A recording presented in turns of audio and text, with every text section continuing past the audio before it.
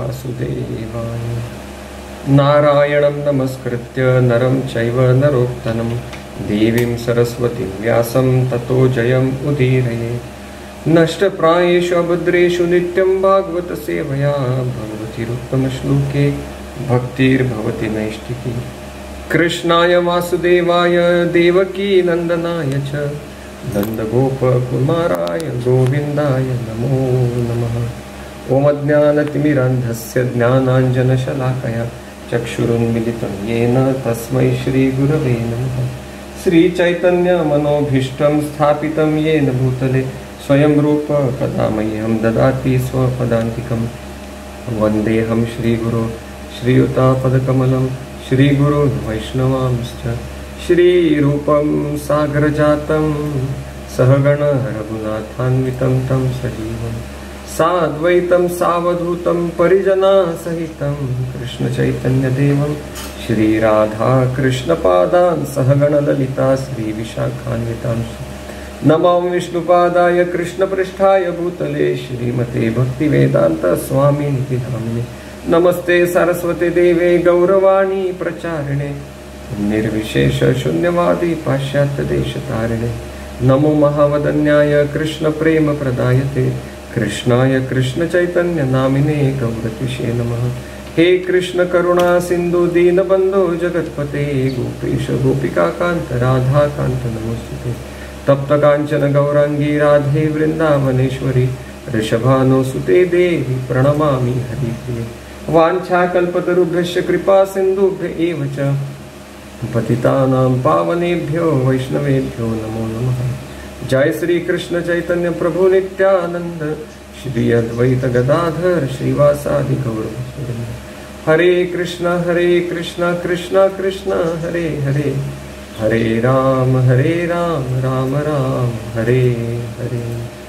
मूकं करोति वाचालं पङ्गुं लङ्घयते गिरिं यत्कृपातमहं वन्दे श्रीगुरुदीनतारिणम्।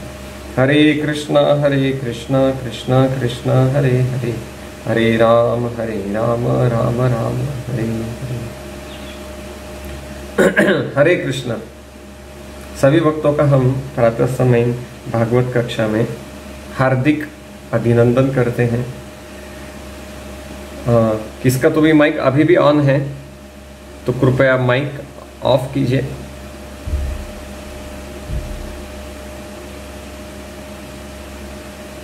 या सभी का माइक ऑफ है। तो पिछले सत्र में हमारा ये जो प्रथम स्कंद चतुर्थ अध्याय चल रहा है, तो इसमें हमने क्या देखा। प्रथम स्कंद चतुर्थ अध्याय में सर्वप्रथम सूत गोस्वामी शुकदेव गोस्वामी का गुणगान करते हैं। सूत गोस्वामी परीक्षित महाराज का गुणगान करते हैं। अभी व्यासदेव जी का गुणगान कर रहे हैं। व्यासदेव जी बद्रीनाथ के यहाँ पे सरस्वती के तट पे बैठे हैं और वहाँ पे उन्होंने फिर सूत गोस्वामी ने क्या किया, यही व्यासदेव ने वेदों का विभाजन किया। तो देखिए व्यास शब्द का क्या अर्थ है। व्यास शब्द का अर्थ है जो विभाजित करता है वो व्यास। अभी मैंने स्क्रीन शेयर किया है तो अभी आपको अलग से भागवतम खोलने की जरूरत नहीं है। सारी योजना हम कर चुके हैं। आराम से बैठे रहो, देखते रहो और पढ़ते रहो।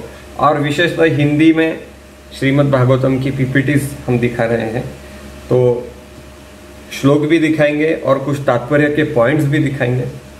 इस तरह से व्यासदेव ने विभाजित किया। चार, जो पहले एक ही वेद था उसको 4 वेदों में विभाजित किया और विभाजित करने के बाद व्यासदेव ने सोचा कि अभी ये वेद जो है ये तो बहुत प्रकांड पंडित लोग ही जान सकते हैं।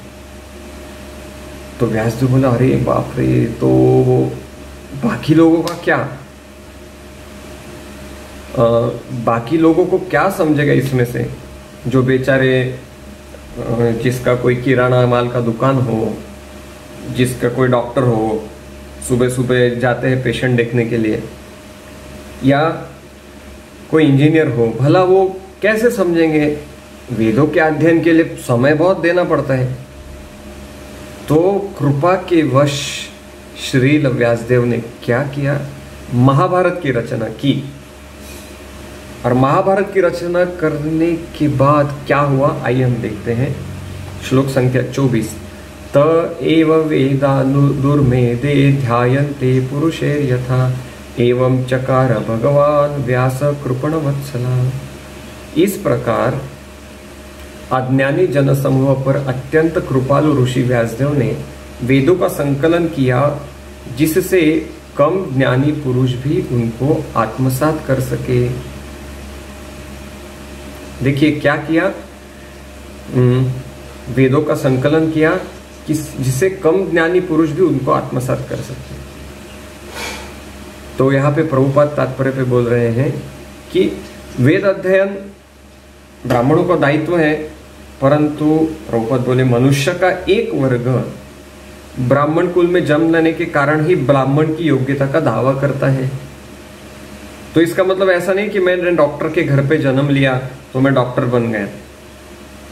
नहीं, मुझे डॉक्टर की योग्यता प्राप्त करनी हुई तब मैं डॉक्टर बन गया। उसी तरह से ब्राह्मण के घर में जन्म लिया, इसका मतलब ऐसा नहीं ब्राह्मण बन गए। ब्राह्मण के 6 दायित्व हैं, गीता में कहा गया है। शम दम तप शौचम शांति मार्जव ज्ञानम विज्ञानम आस्तिक्यम ब्रह्म कर्म स्वभावज। ये 6 जो कोई दायित्व निभाता है वो ब्राह्मण है। शम दम मतलब तपस्या, शौच स्वच्छता, शांति, वेदों का अध्ययन, दान देना, दान ग्रहण करना। तो इस तरह से। और दूसरा वर्ग बोलता है कि ब्राह्मणों ने हमारे ऊपर अन्याय किया। तो दोनों गलत है।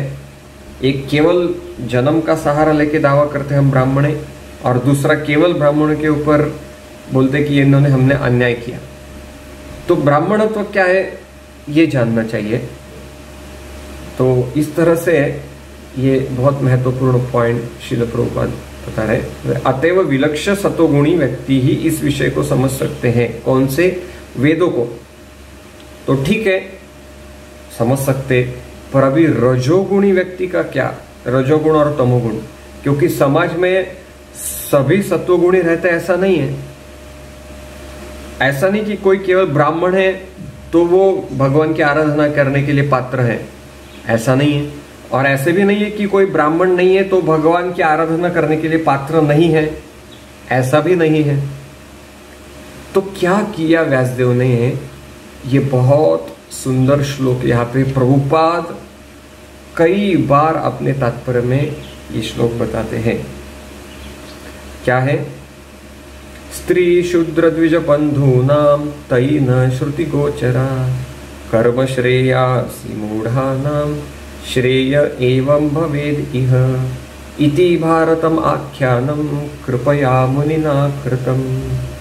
तो श्रीमद् भागवत का प्रथम स्कंद के चतुर्थ अध्याय का 25वां श्लोक हमें क्या बताता है? महर्षि ने मतलब व्यासदेव ने अनुकंपावश हितकर समझा कि यह मनुष्यों को जीवन का चरम लक्ष्य प्राप्त करने में यह सहायक होगा। इसी प्रकार उन्होंने स्त्रिय शूद्र तथा द्विज बंधुओं के लिए महाभारत नामक ऐतिहासिक कथा का संकलन किया। तो क्या किया व्यासदेव ने? सारे वेदों का जो निचोड़ है वो किसमें लिखा? महाभारत। अभी देखिए, स्त्री शूद्र द्विज बंधु नाम। स्त्री मतलब स्त्रियां, शूद्र मतलब श्रमिक लोग, द्विज मतलब क्या है? जो ब्राह्मण के घर में पैदा तो हुए हैं परंतु कुछ संस्कार उसके ऊपर नहीं हुए हैं, ऐसे लोगों को द्विज बोलते हैं। द्विज बंधु मतलब वो द्विज नहीं है, केवल द्विज बंधु है। मतलब ब्राह्मणों के वो केवल भाई है पर ब्राह्मण नहीं है, क्योंकि ब्राह्मण कुल में जन्म होने के बावजूद भी उन्होंने ब्राह्मण के जो 6-8 गुण है वो प्राप्त नहीं किए। तो हम देखते हैं कि कई लोग ब्राह्मण होने का दावा करते हैं और जनेऊ भी पहनते हैं, और जनेऊ पहनते हुए वो मांसाहार करते हैं। हमने देखा है, हमारे कॉलेज में ऐसे हमने हमारे दोस्त देखे हैं, नाम तो है तो ब्राह्मण परंतु जनेऊ पहने हुए हैं, और वीकेंड में जब छुट्टी होती है तब जाएंगे किसी रेस्टोरेंट में जाके मांसाहार भक्षण करेंगे। तो क्यों ऐसा होता है? क्योंकि ब्राह्मणत्व का ट्रेनिंग नहीं दिया है, उसका भी एक ट्रेनिंग रहता है। तो इस तरह से, क्योंकि ये जनरली ये 3 कैटेगरी, ऐसा मैं नहीं, ऐसा प्रभुपाद बोल रहे हैं, स्त्री, शूद्र मतलब स्त्रियां और श्रमिक लोग, और ब्राह्मण कुल में जन्म लेने के बाद भी जिनकी आस्था नहीं है, जो स्टैंडर्ड नहीं फॉलो कर रहे, ऐसे लोगों को कैसे वेद समझेगा? तो व्यासदेव ने रचना की महाभारत की। इति भारतमाख्यानम कृपया मुनिना कृतम। तो प्रभुपाद बोले कि द्विजबंधु शब्द के ऊपर प्रभुपाद अभी तात्पर्य बोल रहे हैं। द्विजबंधु मतलब जो ऐसे ब्राह्मण, द्विजबंधु वे है जो ब्राह्मण, क्षत्रिय तथा वैश्य या आध्यात्मिक कुलों में जन्म तो लेते हैं परंतु अपने पूर्वजों के तुल्य नहीं होते हैं। मतलब जनेऊ पहनेंगे और बताएंगे सभी को कि हम ब्राह्मण हैं। अरे ब्राह्मण के बीच में भी बहुत सारी शाखाएं हैं। अभी देखते हैं हम, ब्राह्मणों की 4 शाखा रहती है,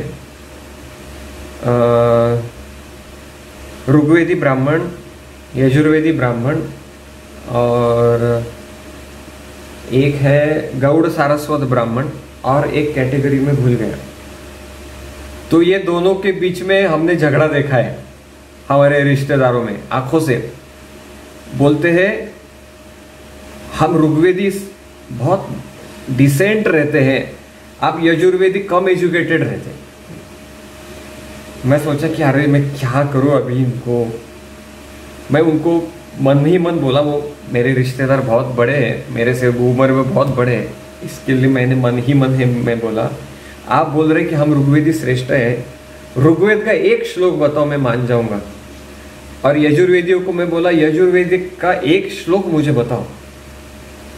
ऋग्वेद में पुरुष सूक्त ऋग्वेद में आता है, सहस्त्र शीर्षा पुरुषा सहस्त्राक्ष सहस्त्रपाद त एवेदम अत्यतोरित्वा अत्यतिष्ठत् दशांगुलम।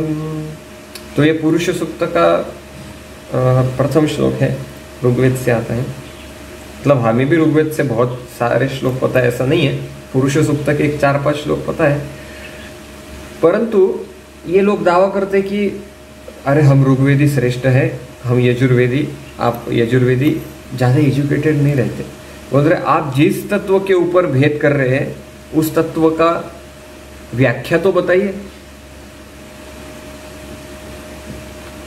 ऋग्वेद क्या है, ऋग्वेद का एक श्लोक तो बताइए मुझे, यजुर्वेद का श्लोक बताइए। तो और एक कैटेगरी समाज में गर्व से कहो हम हिंदू हैं।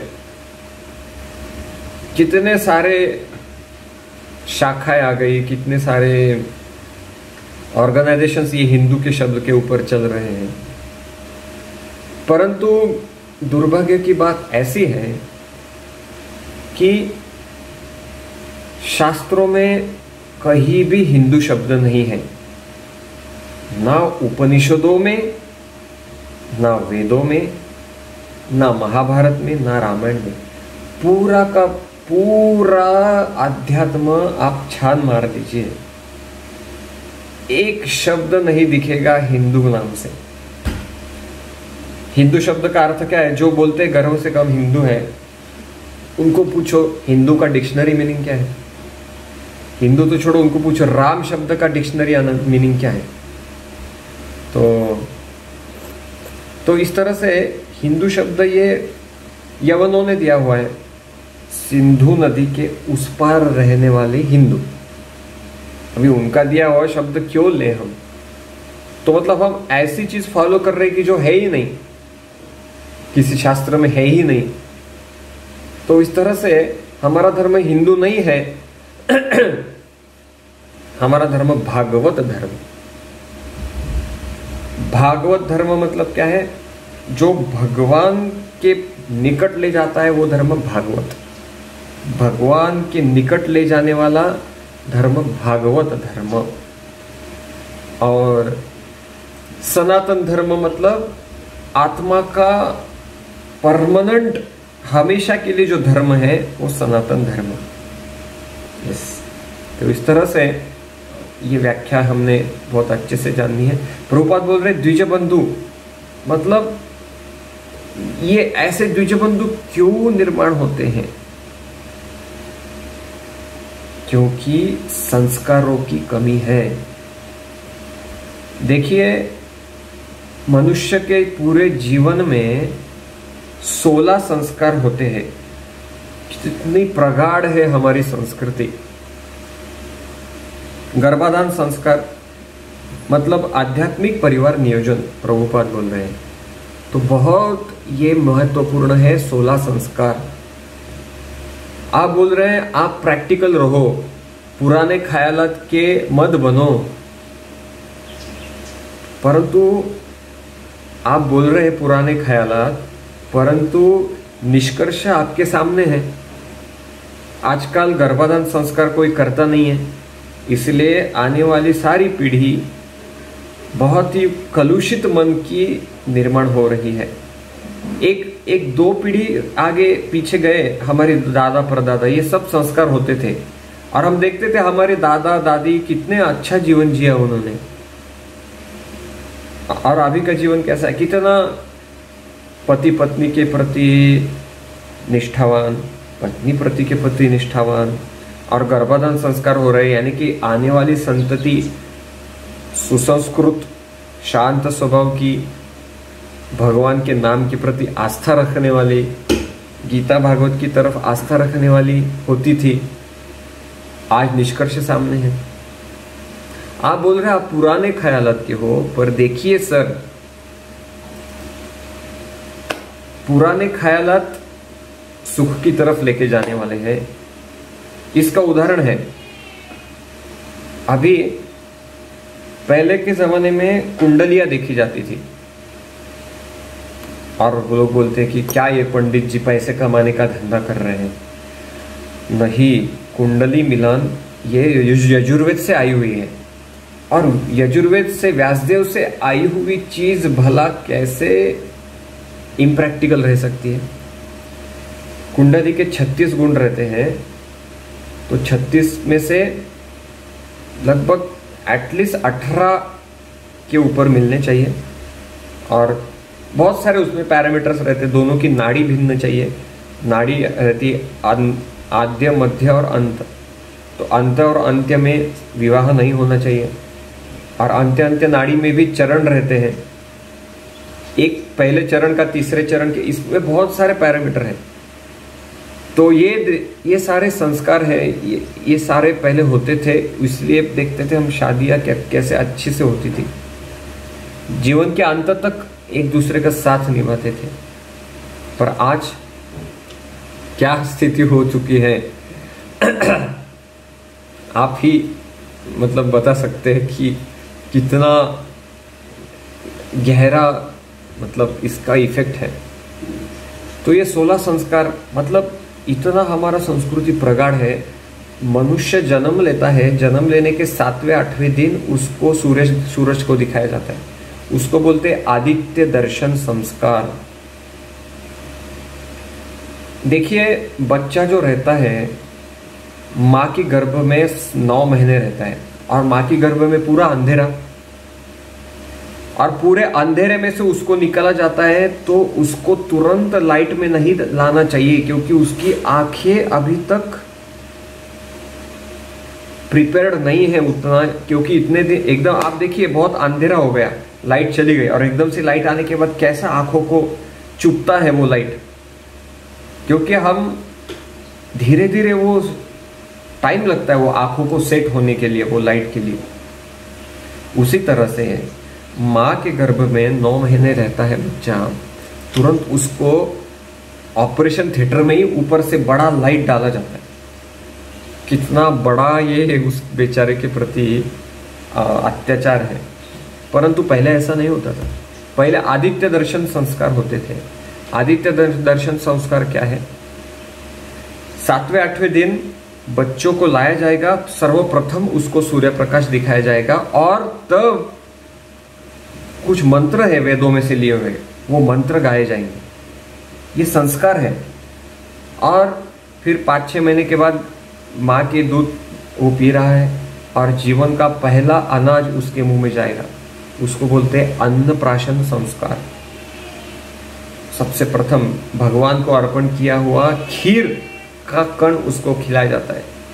बच्चे का सबसे पहला अन्न का कण यानी भगवान का प्रसाद। और बाजू में कीर्तन गाया जाता है, मंत्रोच्चारण होता है। तो इस तरह से ये संस्कृति है। तो पर प्रभुपाद क्या बोले कि माता तथा पिता आध्यात्मिक परिवार नियोजन अर्थात गर्भाधान संस्कार का पालन किए बिना केवल वासनावश संतान उत्पन्न करते हैं तो यह संतानें द्विजबंधु कहलाती है। तो गर्भाधान संस्कार के नियम रहते हैं।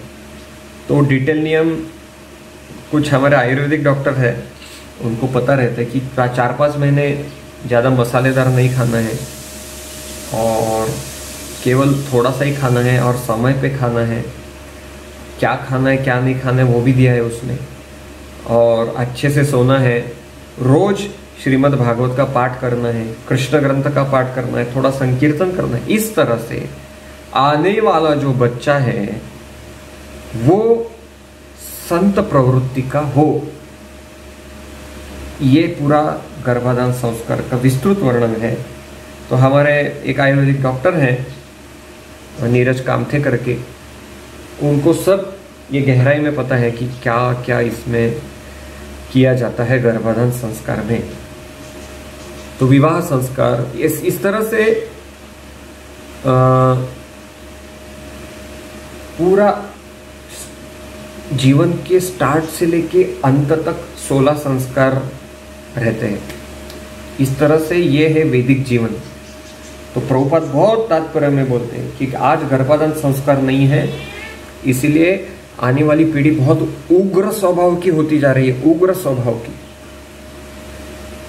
तो इस तरह से अभी यहाँ पे प्रभुपाद बोल रहे हैं अल्पज्ञ लोग दर्शन की अपेक्षा कथाओं में अधिक रुचि दिखाते हैं। दर्शन मतलब फिलॉसफी, तत्वज्ञान। वेद क्या है? तत्वज्ञान। परंतु ये तत्वज्ञान के लिए हमारे पास समय नहीं है क्योंकि हमारे ऑक्यूपेशंस हैं और हमको उसमें रुचि नहीं है। इतने मोटे मोटे ग्रंथ वेद कैसा हम घंटों घंटे बैठ के पढ़ेंगे।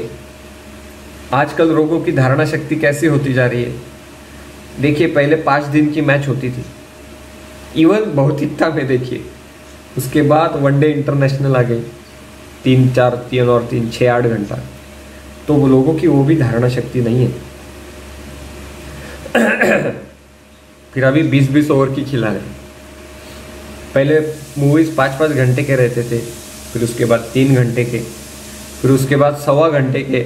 अभी लोगों की उतनी भी धारणा शक्ति नहीं रही, इसीलिए 5-5 मिनट्स की क्लिप्स आजकल निकलती। देखो और छुट्टी प्राप्त करो। एक क्लिप, दूसरी क्लिप, तीसरी क्लिप। इस तरह से फिलोसॉफी में ज़्यादा हमें रुचि नहीं आती इन जनरल लोगों को। पर कहाँ कुछ झगड़ा हुआ तो तुरंत हमारे कान खड़े उठते, थोड़ा बताओ तो क्या हुआ। अभी देखो वो जो कोई एक्टर मर गया, वो बेचारा जाके 2 महीना हो गया, तो कितना उसका लोग इस्तेमाल कर रहे हैं अपना न्यूज चैनल और रंगीन बनाने के लिए। वो क्या लगता होगा वो एक्टर की आत्मा को, और बाकी एक्टरों को क्या लगेगा, अरे बाकी एक्टर इनसिक्योर हो गए, अभी मैं मरूंगा तो मेरे बाद भी ऐसी विचक्षणा होगी मेरी। तो जो गया है उसके लिए थोड़ा कीर्तन करो। इतना दिन रात हम देखते हैं सभी जगह वही कौन, वो सुशांत सिंह मर गया, सुशांत सिंह मर गया, सुशांत सिंह मर गया। अरे मर तो गया, जाने दो ना, अभी उसके लिए एक दो माना करो। उसका वो मर गया, उसका पूरा वो निचोड़ रहे, वो उसका टीवी सीरियल जैसा बना दिया उन्होंने। और अंत में निष्कर्ष कुछ भी नहीं, क्योंकि निष्कर्ष दिया तो फिर लोग न्यूज देखना बंद कर देंगे। हो गया, निष्कर्ष लग गया, उसको पूरा रंगीन बना के। तो इसको बोलते हैं कौओं का तीर्थ स्थान। नयत वचश्चित्र पदम हरेर यशो जगत प्रणीत प्रगण जगत पवित्र प्रगृणितम करहिचित तद वायसम तीर्थम उशंति मानसा नयत्र हमसा निरंतम निरमंति उषक्षया। तो ये क्या है,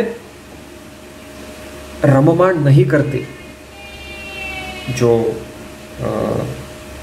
हंस लोग इसमें रममाण नहीं करते।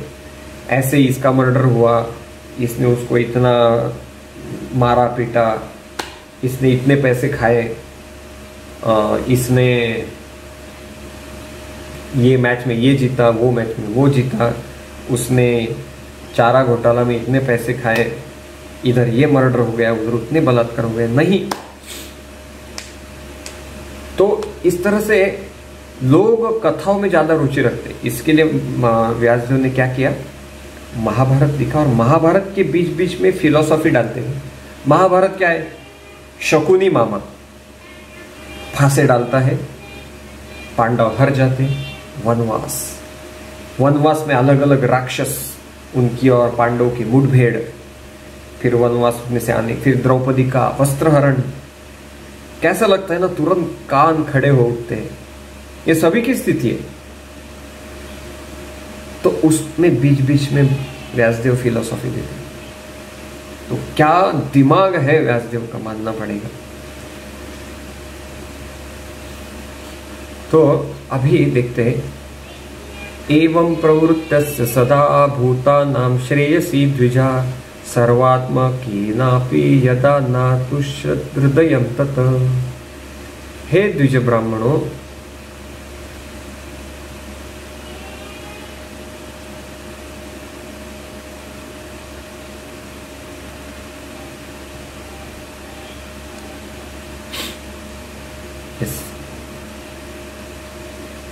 अभी आवाज तो क्लियर है ना? कृपया चैट के ऊपर आप बता सकते हैं आवाज क्लियर है। यस। एवं प्रवृत्तस्य सदा भूतानां श्रेयसी द्विजा सर्वात्मकीनापि यदा नातुष्यत् हृदयं तत्। हे द्विज ब्राह्मणों, यद्यपि वे समस्त लोगों के समग्र कल्याण कार्य में लगे हैं, तो भी उनका मन भरा नहीं। देखिए ये श्लोक क्या बता रहा है, व्यासदेव ने 4 वेद, 108 उपनिषद, 18 पुराण की निर्मिति की, तभी भी वे संतुष्ट नहीं थे। ना तुष्यत हृदयम तत, ये देखिए, ना तुष्यत हृदयम तत। तो कुछ तो रह गया, कुछ तो रह गया। अभी देखिए, वेदों का निर्माण, उपनिषदों का और पुराणों का करने के बाद भी व्यासदेव संतुष्ट नहीं है। जिसने लिखा है वो संतुष्ट नहीं है, जो पढ़ने वाला है वो क्या संतुष्ट होगा। तो बहुत सारे सरनेम रहते हैं, द्विवेदी, त्रिवेदी, चतुर्वेदी।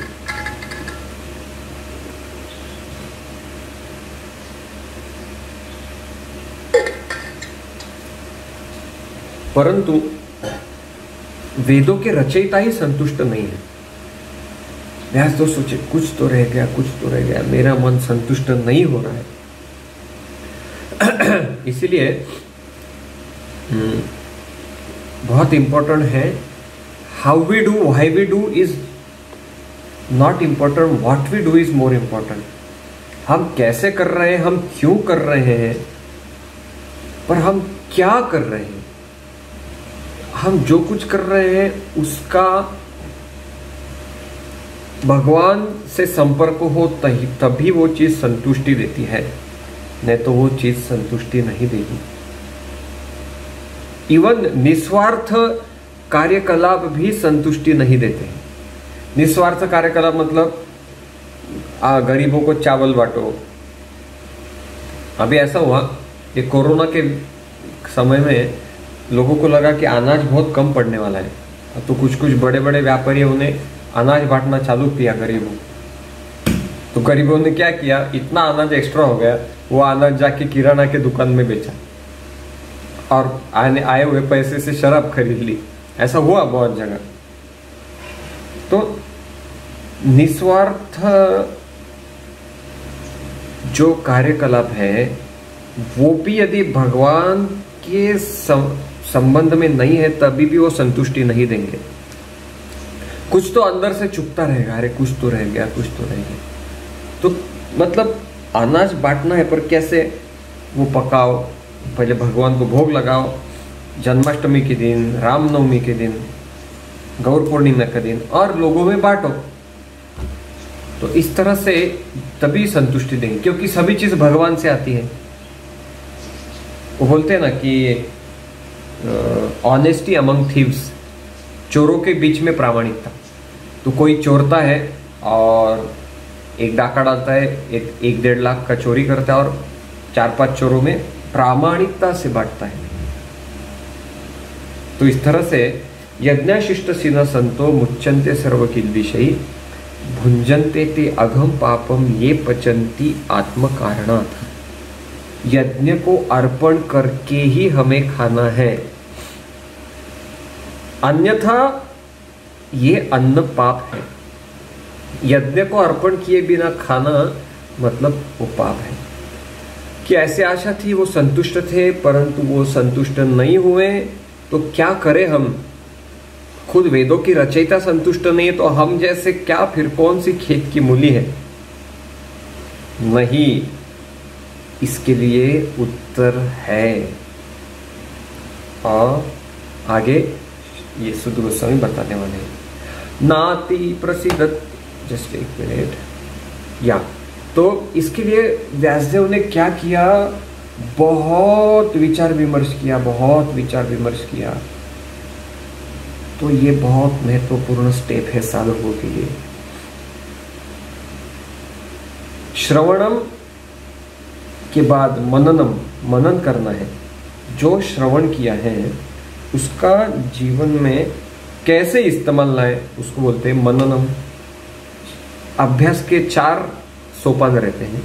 सर्वप्रथम सुनो, श्रवण, फिर मनन, उसका चिंतन करो कि आज मैंने क्या सुना है और कैसे मैं अपने जीवन में अप्लाई करूं, क्या मुझे उससे संतुष्टि हो रही है।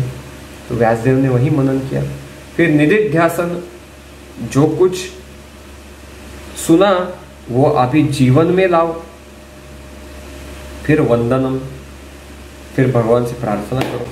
ये अभ्यास के 4 सत्र है, 4 स्टेप्स है। अभी क्या हुआ व्यासदेव के साथ? नाति प्रसिद्धत हृदय सरस्वत्या तटे शुचौ वितर्कयन विविक्तस्थ इदम चोवाच धर्मविद। इस प्रकार मन में असंतुष्ट रहते हुए ऋषि ने तुरंत विचार करना प्रारंभ कर दिया, क्योंकि वे धर्म के सार के ज्ञाता और मन ही मन कहा। क्या? हृदय की संतुष्टि, यहाँ पे हृदय उनका असंतुष्ट हुआ। हम देखते हैं कभी कभी बहुत सारी चीजें करने के बाद भी अरे कुछ तो अंदर रहेगा, संतुष्टि नहीं मिली। कभी कभी हम जाते देखते हैं, हम होटलिंग करते हैं, बहुत अच्छा अच्छा स्वादिष्ट खाते हैं, कभी बड़ी बड़ी मूवीज देख के आते हैं, तभी भी ऐसा रहता है कि नहीं यार, नहीं। लोग, मैंने देखा है मेरे कॉलेज के जीवन में, मेरे रूम पार्टनर 5-5 मूवी देखते थे और देख देख के पूरा आंखों के नीचे काली काले ब्लैक सर्कल आते थे। और कोई तो छात्र हॉरर मूवी देखते थे। हॉरर मूवी देख के ऐसे फिर रात को ऐसे पूरे रात भर बैठे हुए। हम पूछते अरे क्या हुआ भाई? देखो खिड़की में से कोई तो मेरी तरफ ऐसे झुक के देख रहा है, मुझे डर लग रहा है। बोला अरे ये डरना ही था तो क्यों ये मूवीज देखते हो? तो देखते हम 4-4, 5-5 फिल्में देखते थे। हमारे रूम पार्टनर सैटरडे संडे के वक्त, रात भर पिक्चर, दिन भर सोना, तभी भी संतुष्टि नहीं। कभी कभी देखते बहुत स्वादिष्ट खाया हमने, संतुष्टि नहीं हुई, कुछ तो रह गया। तो उससे अच्छा भगवान को अर्पण की हुई सादी खिचड़ी। एप्पल कंपनी का मालिक स्टीव जॉब्स 3-4 किलोमीटर, जब वो एप्पल बड़ी कंपनी नहीं थी, छोटी सी फर्म थी, और एप्पल का वो मालिक ज्यादा अमीर नहीं था, उसके इंटरव्यू में वो बोला है, हरे कृष्ण मंदिरों में मैं पैदल पैदल जाता था, 3-4 किलोमीटर पैदल जाता था और लाइन में खड़ा रहता था, वो जो खिचड़ी मिलती थी द्रोण में वो खाने के लिए, और जब मैं वो खाता था ऐसी संतुष्टि मिलती थी कि बस। तो देख, मैंने भी मेरे कॉलेज के जीवन में ये अनुभव किया है। एक बार मैं दोस्तों के साथ गया था होटल में मैं गया, बहुत बड़ा होटल, 5 स्टार होटल। होटल में जाने के बाद बहुत अच्छा खाया उधर। पहले हमारे एक दोस्त थे, वो जाने वाले थे, क्यों, जो कुछ करेंगे बहुत सोफिस्टिकेटेड पद्धति से करेंगे।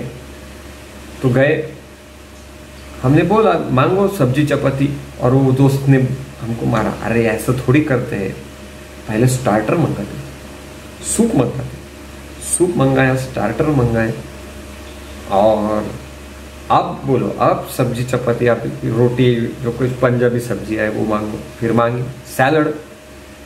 फिर मैं खाना पीना हो गया, बोले चलो अभी हाथ धोने को आ जाते हैं। उसने मुझे ऐसा डांटा, बोले अरे ये 5 स्टार होटल है, यहाँ पे ऐसी पद्धत नहीं है, हाथ धोने का सब टेबल पे आएगा। बोले अरे टेबल पे आएगा, कैसे टेबल पे आएगा? फिर वो समझाओ, फिंगर बाउल रहता है, गर्म पानी उसमें नींबू रहता है, वो उधर ही धोने का बस। तो बोला मैं कुल्ला कैसे करे? फिर बोले नहीं करते रे, छोड़ दे तू, ये अभी 5 स्टार होटल पे आया। फिर उसके बाद उसने पैसे दिए, और वेटर ने बाकी के पैसे ला के रख दिए, और उसने 10-20 की नोट वापस रख दी। अरे ये पैसे तो उठाओ।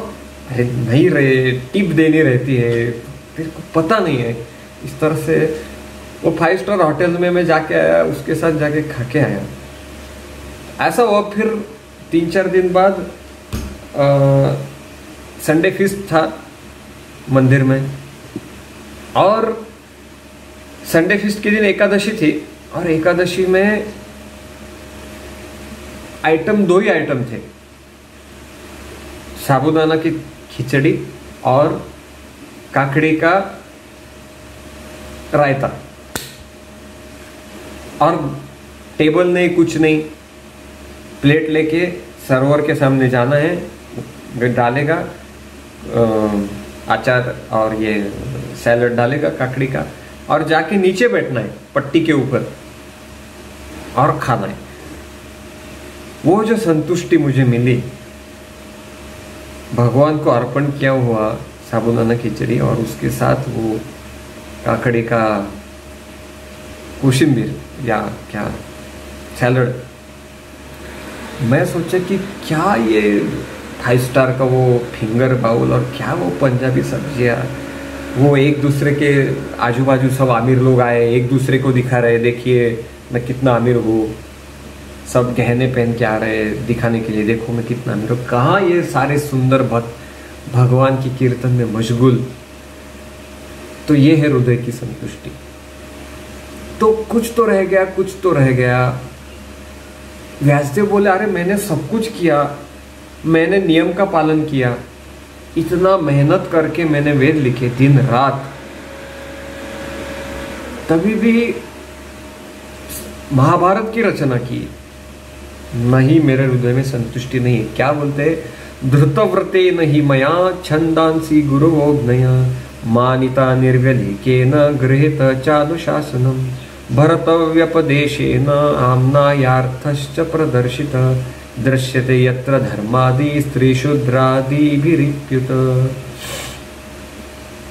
मैंने कठिन व्रतों का पालन करते हुए वेदों की, गुरु की तथा यज्ञ वेदी की मिथ्याडंबर की बिना पूजा की है। मैंने अनुशासन का भी पालन किया है और महाभारत की व्याख्या के माध्यम से शिष्य परंपरा को अभिव्यक्ति दी है, जिससे स्त्रियां, शूद्र तथा अन्य द्विजबंधु लोग भी धर्म के मार्ग का अवलोकन कर सकते हैं।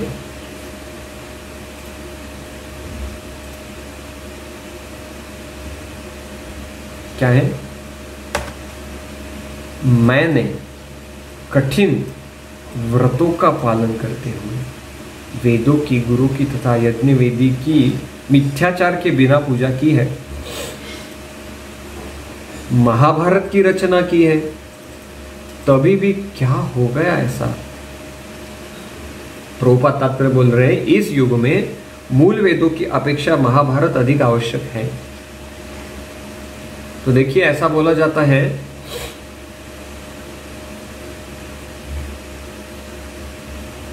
Mahabharat teaches how to live in this world, Ramayana teaches how to lead the people, and Bhagavata teaches how to leave the world. Mahabharata सिखाता है कि इस जगत में कैसे जिए। थोड़ी कूटनीति लगती है इस जगत में जीने के लिए, नहीं तो लोग खा जाएंगे हमें। फिर Ramayana teachers how to become a good leader, प्रभु श्री रामचंद्र क्या leader, but Bhagavat teachers how to leave the world, ये जगत कैसा छोड़े। देखिए, ये जगत हमको छोड़ना पड़ने वाला है। ये सब जिसमें अभी हम रह रहे हैं, एक दिन मृत्यु आएगा और झपट लेगा, और यहाँ जिस स्थिति में अभी हम हैं वो स्थिति हमें कभी दिखाई नहीं देगी। राधानाथ महाराज बहुत सुंदर बताते हैं, बोलते कि मैं एक दिन एक गंगा के तट के ऊपर बैठा था और मैंने देखा मछलियां अच्छे से तैर रही थी पानी में। एक गिद्ध आया, पानी में घुसा, झपट लिया और एक मछली को उठा लिया। अभी उस मछली को बाकी के मछलियों को कभी मिलना नहीं होगा, कभी वो गंगा का वो प्रवाह में नहीं, हमेशा के लिए अभी वो दूसरी तरफ लिए जाएगी। तो हम अभी जिस स्थिति में उससे हमेशा के लिए निकाले जाएंगे मृत्यु द्वारा। पर कैसा अनासक्त रहे, कैसा वो स्थिति से ऊपर उठे, क्योंकि भक्तों के लिए क्या है, ये शरीर है आज, कल दूसरा है। ये शरीर में भगवान की सेवा करनी है, आगे के जीवन में भी वही तो करना है। तो इस तरह से भक्तों के लिए मृत्यु ज्यादा मायने नहीं रखता। भक्तों के लिए मृत्यु क्या है, चलो आज पिंपले सौदागर में नौकरी है, कल हिंजेवाड़ी में लग गई, चलो हिंजेवाड़ी शिफ्ट हो जाओ, क्या बड़ी बात है। तो इस तरह से भक्तों के लिए मृत्यु है। बाकी लोगों के लिए मृत्यु यानी बाप रे, उनको डाइजेस्ट ही नहीं होता है, क्योंकि कभी जीवन भर में तैयारी ही नहीं की, साधना ही नहीं की, प्रवचन ही नहीं सुने, जप ही नहीं किया, कीर्तन ही नहीं किया, तो कैसे मृत्यु की तैयारी होगी। ये एग्जाम की तैयारी चल रही है अभी हमारी, जीवन भर तैयारी और मृत्यु एग्जाम है। तो इसलिए तथापि बतमे दयो आत्मा चैवात्मना विभु असंपन्न इवा भाति ब्रह्म वर्चस्य सत्यम। वेदों के लिए जितनी बातों की आवश्यकता, यद्यपि मैं उसने पूर्ण रूप से सज्जित हूं, तथापि मैं अपूर्णता का अनुभव कर रहा हूं। अभी यहाँ पे सॉल्यूशन मिल गया व्यासदेव सोचने लग गए कुछ तो रह गया, कुछ तो रह गया, शायद ये तो नहीं रह गया। किंवा भागवता धर्म न प्रायेण निरूपिता प्रियम ही परमहंसानां त एव ही अच्युत प्रिय। हो सकता है कि मैंने भगवान की भक्ति का विशेष रूप से कोई संकेत न किया हो, जो सिद्ध जीवों तथा अच्युत भगवान दोनों को प्रिय है। अभी व्यासदेव ने ही व्यक्त किया है क्या है उनकी असंतुष्टता का कारण।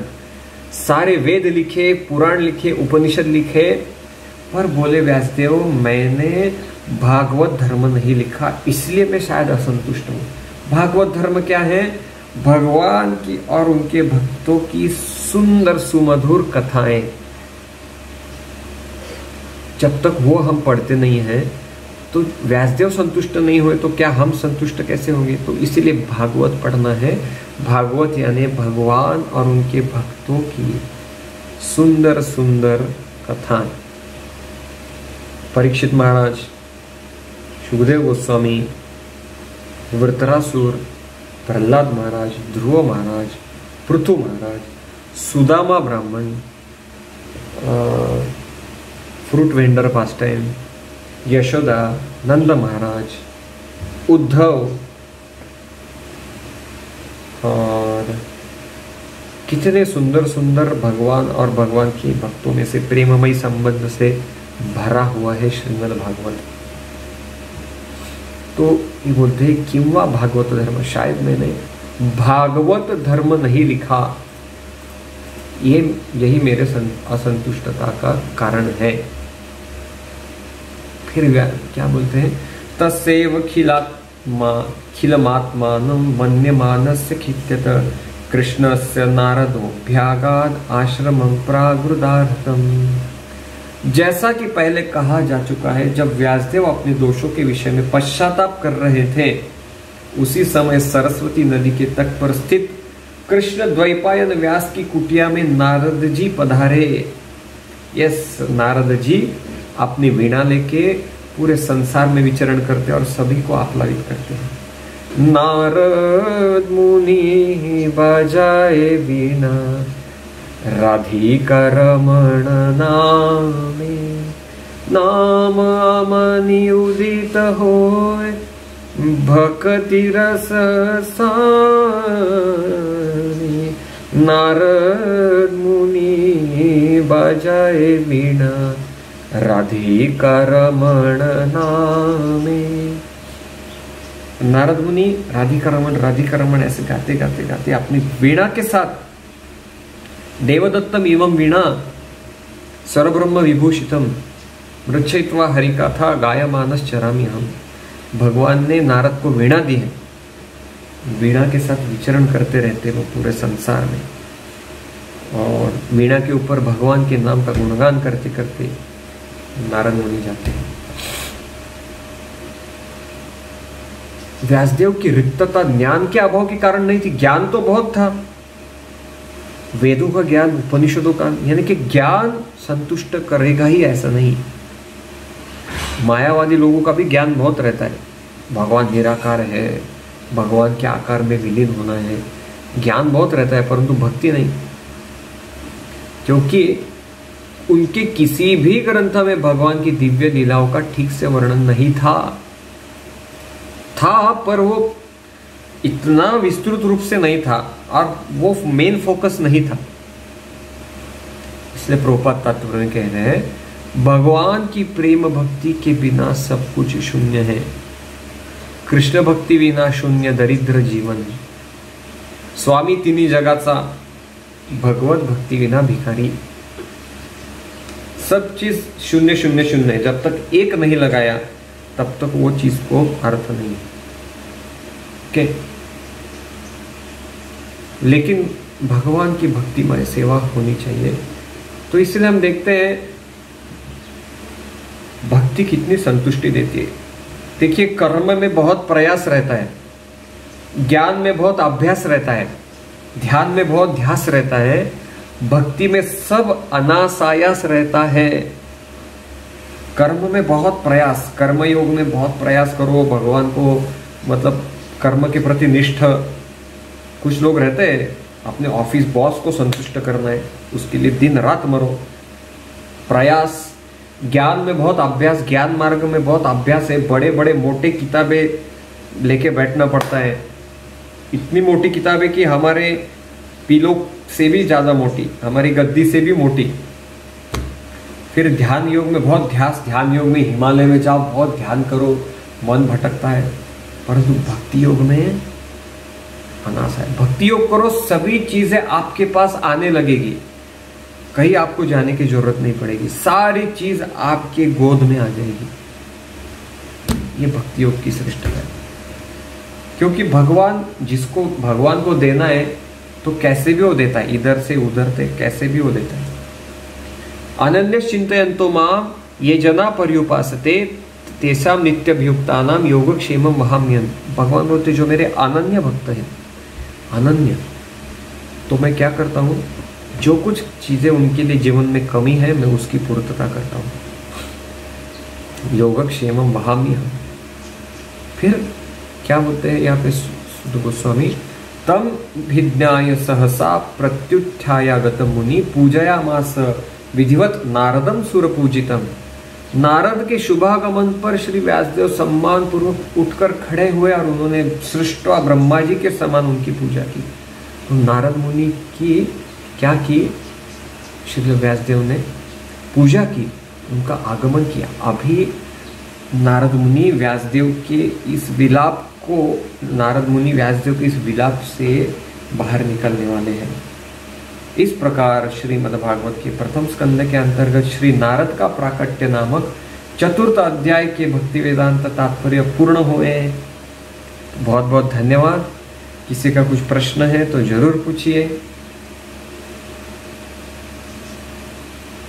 हरे कृष्ण।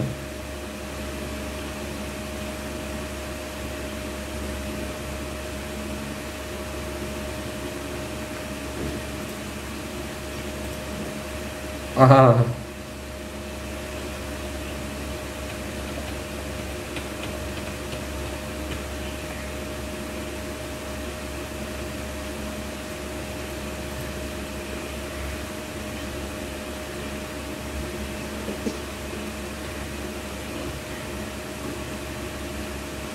हाँ, हमें पता ही था ये प्रश्न आने वाला है। अभी देखो, ये तो शास्त्रों की बात है, झूठ थोड़ी हो सकती कि स्त्री शूद्र द्विजबंधु नाम त्वयि श्रुति गोचरा। स्त्रियां, श्रमिक लोग और द्विजबंधु, मतलब द्विजबंधु, ये ज़्यादा वेदों के प्रति उनका लगाव नहीं रहता है। अब देखिए इतिहास में मतलब मैं अलाउड ऐसा नहीं है, अलाउड तो सब आपके हाथ थोड़ी बांधे रखे किसी ने, आप पढ़ सकते हैं। तो कैसा है, आप इतिहास देखिए, जब 20-30 मतलब आई एम सॉरी, अभी प्रश्न है कि स्त्री शूद्र द्विजबंधु नाम, कि स्त्री शूद्र और द्विजबंधु को ज़्यादा वेदों का अध्ययन में आकलन नहीं होता था, ऐसा क्यों? और गर्भाधान संस्कार में तो स्त्री के गर्भ से ही बच्चा जन्म लेगा। तो देखिए शास्त्र जो है वो चीज़ें एज इट इज़ बताते हैं, मतलब ऐसा नहीं कि ये सुन के स्त्रियों को बुरा लगेगा इसके लिए बात डिलीट ही कर दो, नहीं, शास्त्र एज इट इज़ बताता है। देखो भाई, ये वास्तविक सत्य है, हम आपके सामने रख रहे हैं, पर ऐसा नहीं, शास्त्र पक्षपाती नहीं है। कई सारे श्लोक है जिसमें स्त्रियों का भड़कपन भी पता है।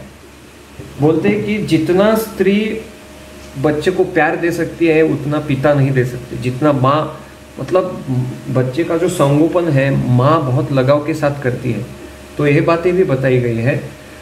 अभी देखिए शास्त्रों का अध्ययन स्त्रियों को, श्रमिकों को और द्विजबंधुओं को नहीं होता है। आप देखिए इतिहास में कितने सारे संतों ने ग्रंथ लिखे। अभी देखो संत तुकाराम, तुलसीदास, सूरदास, ज्ञानेश्वर, रामानुजाचार्य, मध्वाचार्य, इन सभी ने ग्रंथ लिखे। तो स्त्री ने मतलब लिखा हुआ कोई ग्रंथ नहीं दिखता है हमें, ये वास्तविक सत्य है। पर ऐसा नहीं कि फिर स्त्री पूरी बेकाबू है, नहीं। कुछ बातें जो स्त्री बहुत अच्छे से करती है, कुछ बातें जो पुरुष बहुत अच्छे से करते हैं, मतलब। और कैसा है, फिर दोनों का जब समन्वय होता है तो दोनों के जीवन की कमियां एक दूसरे से भर दी जाती है। जब पुरुष जो कुछ चीज़ नहीं कर सकता, जब विवाह के बाद दोनों इकट्ठा आते, जो चीज़ स्त्री करेगी वो पुरुष नहीं कर पाएगा, जो पुरुष नहीं कर पाएगा वो स्त्री करेगी। पुरुष क्या है, बाहर जाके अच्छे से कमा सकता है, कहीं भी जा सकता है, कमा के घर पे ला सकता है, उतना स्त्री नहीं ला सकती। मतलब आजकल लाती है, पर वो थोड़ा विपरीत बात हो चुका है कि पुरुष के कंधे को कंधा मिला के। और रही बात फिर स्त्री जितना बच्चे को पालन पोषण कर सकती उतना पुरुष नहीं कर सकता। तो पुरुष बाहर जाएगा, अच्छे से कमा के लाएगा, स्त्री है घर पे अच्छे से बच्चों का संगोपन करेंगी। पर ऐसा नहीं है कि वैदिक साहित्य स्त्री को नीचे का दर्जा देते, ऐसी बिल्कुल ही बात नहीं है। देखिए जब जब अश्वत्थामा को लाया था अर्जुन ने, पूरा पाश में बांध के लाया था, सबसे पहले किसको पूछा गया कि इसके साथ बोलो क्या किया जाए? द्रौपदी को पूछा गया। तो वैदिक संस्कृति जो है स्त्री को सर के ऊपर रखती है और स्त्री को थोड़ा छुपा के रखती है। अभी देखिए ये बहुत बड़ा आंदोलन हुआ कि स्त्री मुक्ति और स्त्री को एजुकेटेड करो, तो उसका क्या क्या दुष्परिणाम है अभी मेरे से ज़्यादा आप ही जानते हो कि आजकल स्त्रियां भी सॉफ्टवेयर इंजीनियर बनी जा रही है। तो अभी देखिए सॉफ्टवेयर इंजीनियर स्त्री बनेगी तो घर पे बच्चे की तरफ कौन ध्यान देगा? वो टीवी देखता रहेगा बच्चा। स्त्री यदि, मैंने देखा है हमारी कंपनी में 8 बजे आती थी कुछ स्त्री और रात को 10-12 बजे चली जाती थी। तो ऐसा होगा और उनके घर पे बच्चे हैं तो बच्चों को बाइक की तरफ दिखी जाती थी, वो क्या बोलते हैं वो नर्सरी में। और फिर बच्चे को अपनी माँ का बनाया हुआ खाना चाहिए, हाथ का, माँ, क्योंकि माँ के हाथ का बनाया उसका कुछ तुलना ही नहीं है। तो ऐसा सब मिसमैनेजमेंट हो चुका है। तो इसके ऊपर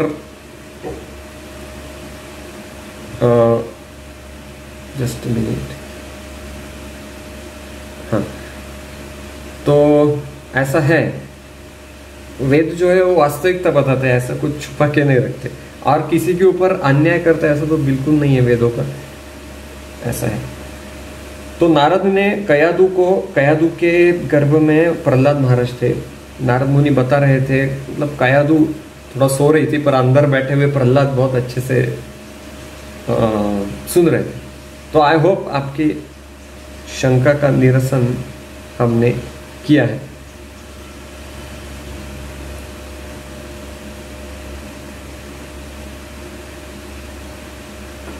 यस, तो और कुछ किसी का प्रश्न है?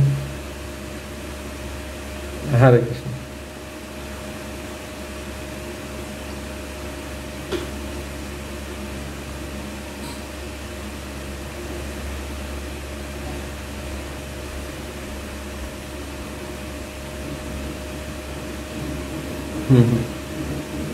हाँ हाँ